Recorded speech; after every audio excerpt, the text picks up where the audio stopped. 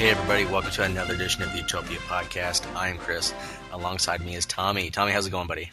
Pretty good tonight. We didn't think we'd have a blog, but at the last minute, Russ Canary, one of the developers on the NCAA Football team, came through and delivered, posting a last-minute blog. This one covers Dynasty details, changes made to Dynasty Mode, and the best part of this feedback, as he says, was gathered straight from the forums and also the community day held at Tiburon a few weeks ago. Another great example of them listening to the community, taking that stuff from the forums, from the community day, and putting it right into the game. He breaks down 5 different areas in which Dynasty Mode has received an upgrade. In recruiting, scheduling, the poll logic, computer logic, and also progression. We're going to kind of skim through each of these 5 categories. If you want to read the full blog entry and see the new screenshots, make sure to visit ncaaStrategies.com or go to the Inside EA Sports blog to read this blog entry from Russ Canary. All right, we're going to start right off with recruiting. Tommy, this is a big area for a lot of people. Everyone loves to play Dynasty Mode. They love to build up their teams. What have they done to recruiting? Well, basically, they've made it to where it's much more challenging now. One of the first things that they've done is taken the incoming recruits, and they're not going to come in as high. I mean, as it is right now, you can recruit players and have many of them come in the 80s and possibly even some in the 90s. And that is extremely rare, if at all, that it happens in real life, that you'll have guys that will come in already in the near elite status. Now, Russ has mentioned that basically the highest rated recruit he's seen come in is with an 84 overall. And that's the 5-star number 1 recruit of the class. Basically, what that's going to force you to do is to build your team up. Instead of being able to just simply replenish with freshmen year after year after year, you'll be able to you'll have to actually recruit these guys and make them a long-term project. That's definitely something that's welcome, just because, I mean, number one, I enjoy building a guy up and seeing how he develops from a low-tier guy and going up. As well, it'll just simply make things much more challenging, especially in an online dynasty. That's one of the things also when we talk about the overall this year, not only in NCAA 10, but also at Madden 10. This year, people are going to have to realize that you can't judge a player simply by their overall rating.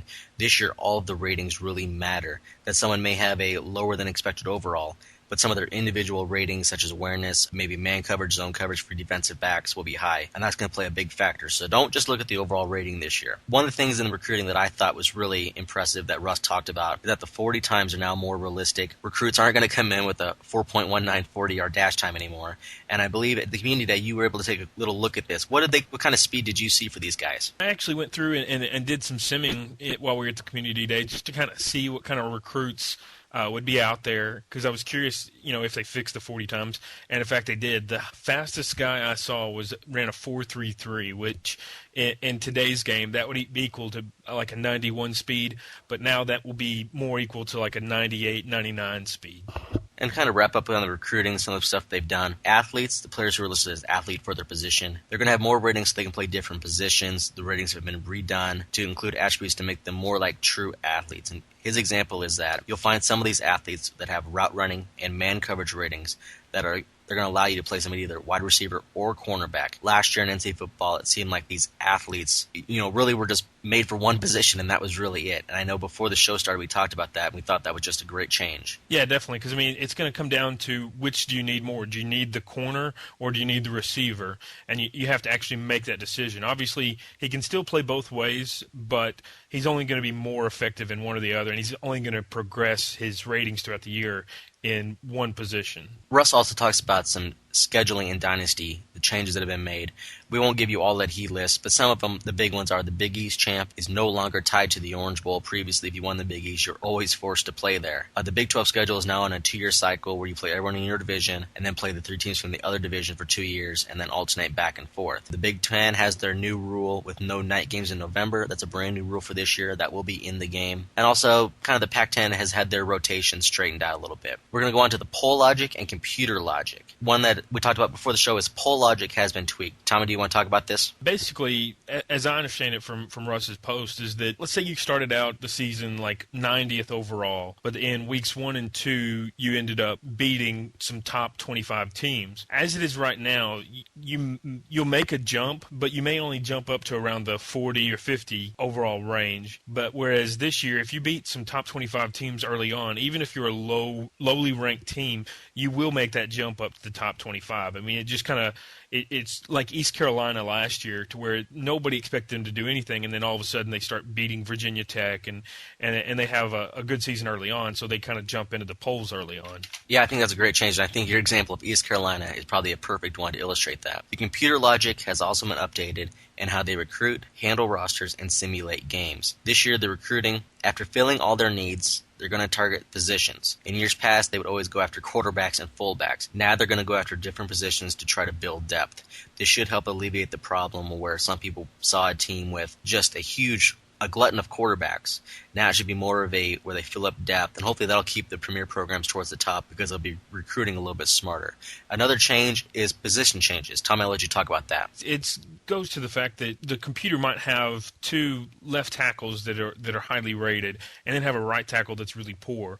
Well, the natural depth chart would put the two left tackles one on top of each other, and the right tackle would still be starting even though he shouldn't. He would be rated behind one of the left tackles. Now the computer will actually move one of those left tackles over to right tackle so that you have a more balanced offensive line instead of having a reserve that should be starting. Russ also mentions that the team has addressed some of the simulation logic, and there's going to be less teams going undefeated. I know in years past in NCAA football, there have been times in Dynasty Mode where I'll see 4, 5, 6, maybe more undefeated teams at the end of the regular season. This has been changed.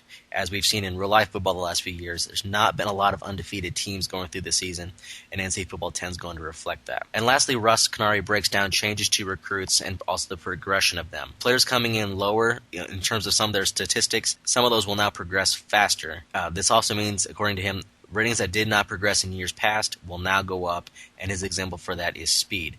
And they've also made changes to team prestige and also some things with position changes. And Tommy, I'll let you talk about that before we wrap the show up. Basically, with the team prestige, if you're a highly ranked, prestigious team, then you're obviously going to have the coaches, the equipment, have the players that are going to progress faster than as you would if you were a Sun Belt school or something like that. You don't have, the facilities to really match up and boost your guys on a quick basis.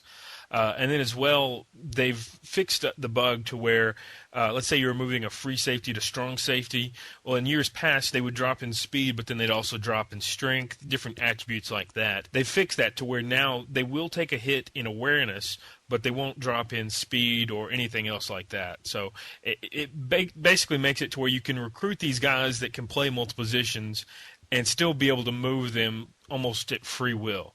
The only thing that scares me about that is the guys that are going to recruit 99 speed halfbacks and then move them to fullback. That's the one issue that I have with that. But, as long as you've got an online dynasty that has rules in place, you can prevent that. Overall, what do you think of this blog as we wrap up the show? For me personally, I think this is one of the better blogs they've done because I think people really love hearing about the kind of the nuts and bolts, what's been tweaked and changed. These things are definitely not items you would expect to see on the back of the box, but yet some of these items that we mentioned throughout the course of the show are items that kind of grate on people. Like last year, like you said, the big one, changing positions would drop so many attributes. That was a huge complaint in the community. It didn't make sense that a player would get slower changing positions. Some of the ranking stuff was another one big one for people in the scheduling. What do you think of a blog like this, Tommy? Definitely. I love seeing blogs like this. I mean, these are the kind of stuff that, for the most part, you probably wouldn't even notice that it's there other than until you're 10 seasons into a dynasty, you'll say, hey, I'm really seeing a lot more teams that aren't going undefeated.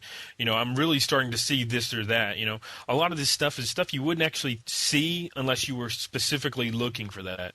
But it's good for us to actually know that it's there and know that we can expect to see continued improvements like this. All right, and with that, we're going to wrap up this edition of the Utopia podcast. But before we do, Tommy, how many days are we away from the release of NCAA Football 10? Here we're sitting on April 30th. As of April 30th, we now have 75 days away. I keep saying lots of time to find out even more information. Expect to probably see some stuff coming out around the time of E3. I can kind of see EA wanting to hype up around that event. Everyone, thanks for listening. To check out this blog and discuss it, visit ncaaStrategies.com or go to the Inside EA Sports blog.